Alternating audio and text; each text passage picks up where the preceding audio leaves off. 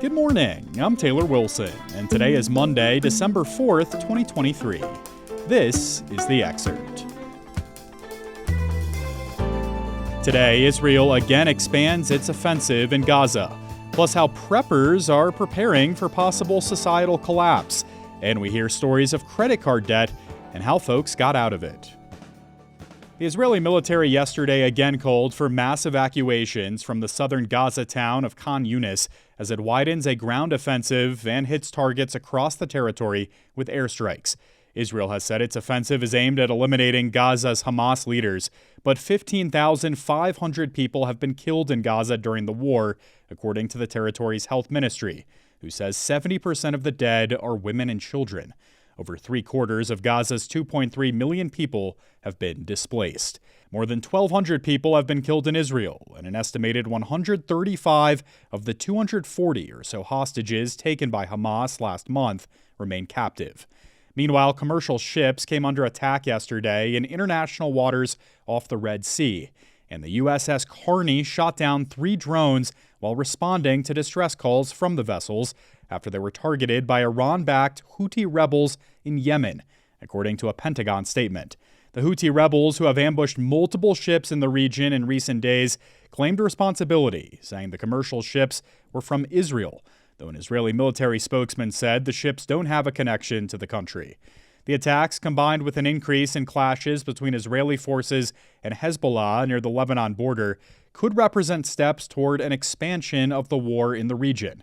You can read more with a link in today's show notes. There's a growing interest in preparing for societal collapse, and next year's election is playing a role for some preppers on both sides of the political aisle. I spoke with USA Today national correspondent Trevor Hughes to learn more. Trevor, always good to have you on. Hey there. So let's just start here, Trevor. What exactly is a prepper?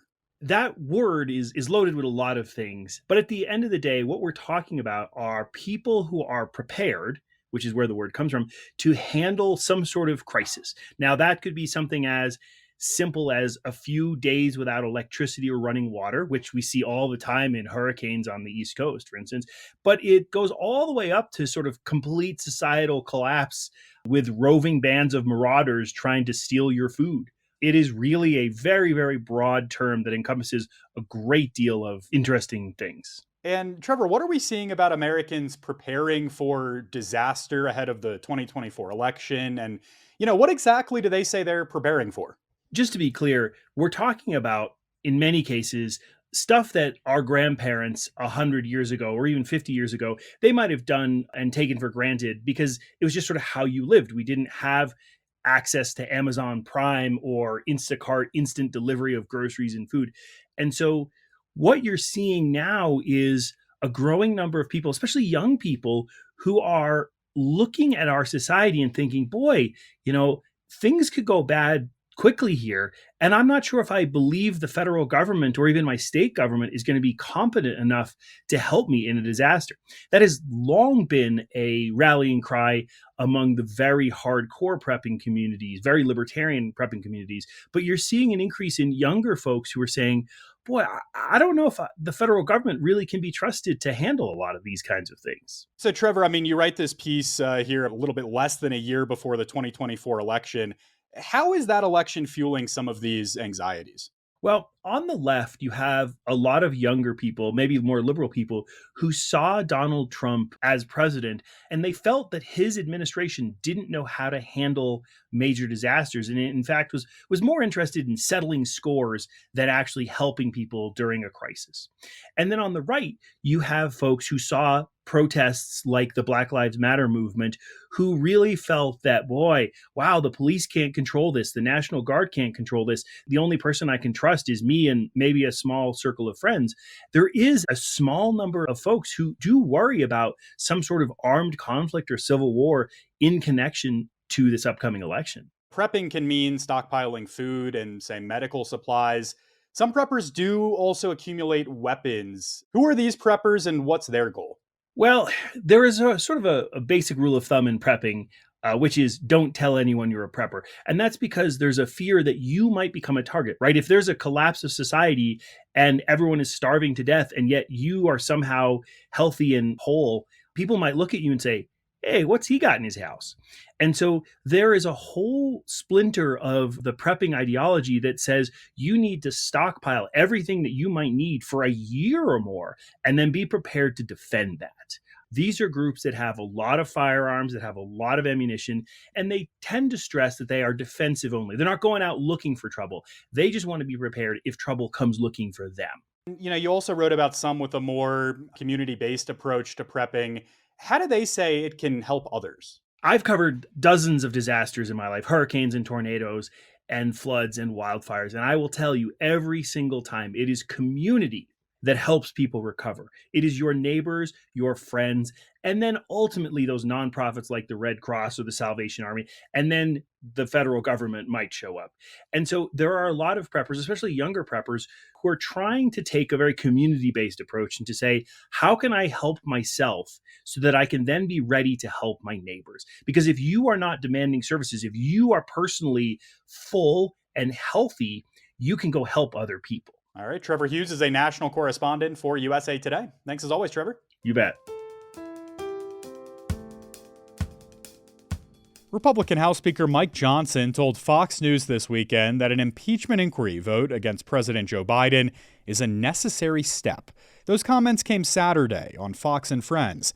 But 2024 presidential hopeful and Florida Governor Ron DeSantis warned yesterday on NBC's Meet the Press that while he thinks the probe is justifiable, House Republicans, quote, run the risk of doing an inquiry that doesn't necessarily lead anywhere, while they've been ignoring a lot of the problems that our voters are talking about, unquote. House Republicans opened the impeachment inquiry into Biden in September over allegations that Biden financially benefited from his family's overseas business dealings. But the inquiry still has not produced evidence directly implicating Biden in those foreign affairs. House Republican leaders met behind closed doors last week to discuss the inquiry. GOP members leaving the meeting said they expected to see a vote to formally authorize the probe in the coming weeks to strengthen its legitimacy and legal standing. Well, the holiday season has arrived, but credit card debt can dampen this time of year for many. I spoke with USA Today personal finance reporter Daniel Visé for more. Daniel, thanks for hopping back on the Excerpt. Great to be here. So let's just start with this. How serious is America's credit card burden right now? Well, the nation's collective credit card balance is more than $1 trillion now, which is a record. That's how much people owe. And in terms of interest rates, it's scary. The average interest rate is 21%, which is the largest figure the feds have recorded in 3 decades of tracking. And other sources say it's the highest that those rates have ever been. I remember credit cards having high rates a long time ago, but not this high. During the holidays, of course, it's a perilous time for people who have credit cards because we're all tempted to use them, right? Yeah, absolutely. And, you heard from several Americans who are battling credit card debt. Some of them have moved on from it. I want to hear some about their stories. Let's start with Angela in Detroit. What's her experience been like? Angela Davis, she's 31. She's in Detroit. You go back a few years, she's a great, hardworking American woman. She went to get a master's degree at the University of Michigan to get a better job in the end. And she tried to take out student loans and keep her job while she studied, she was a sanitation supervisor working 12-hour shifts. And as you might imagine, that plus full-time study did not work so well. So after a couple months, she had to quit. And once she didn't have the job anymore, she just didn't have the cash flow. And so she started charging $100 here, $100 there, groceries, gas, meals out with her fiance, and her card balances crept up. Now, Angela is smart on this stuff. She studies the work of Dave Ramsey and Susie Orman. She knows personal finance, so she knew she was in trouble. And she took the initiative to contact the card companies to negotiate lower interest rates. That's something you can do if you have a high balance. And so she did that.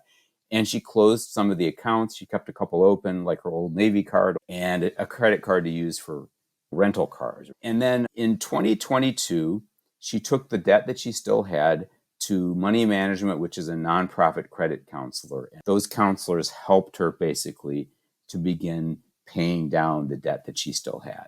Yeah, you mentioned credit counseling. What about this Texas couple, Walker and Kayla Dunn? How did this type of counseling really save them, and what lessons could others take from their story?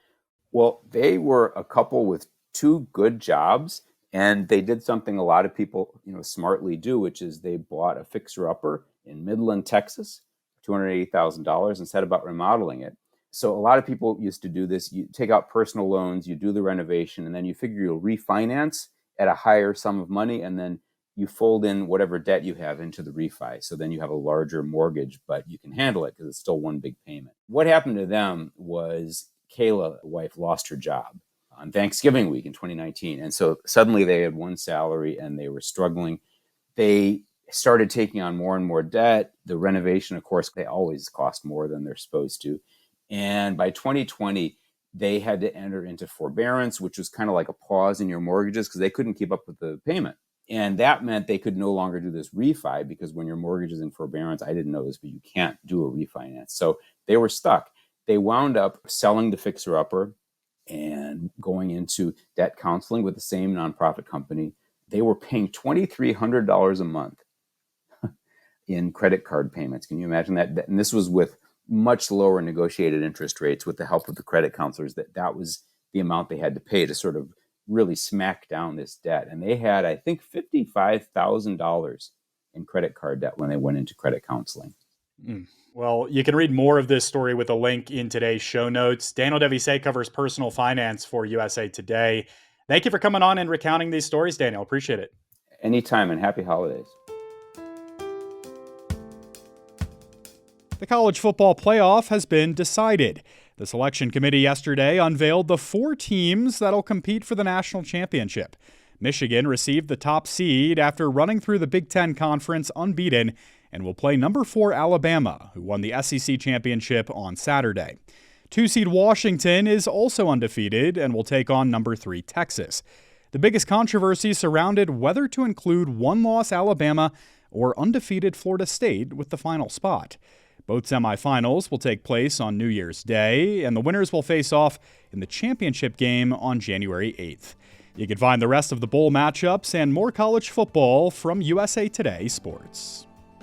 And today is Wildlife Conservation Day, a time to think about how we can protect endangered species and biodiversity on our planet.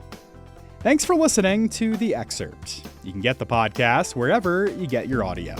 And if you have any comments, you can find us at podcasts@usatoday.com. I'm Taylor Wilson, back tomorrow with more of The Excerpt from USA Today.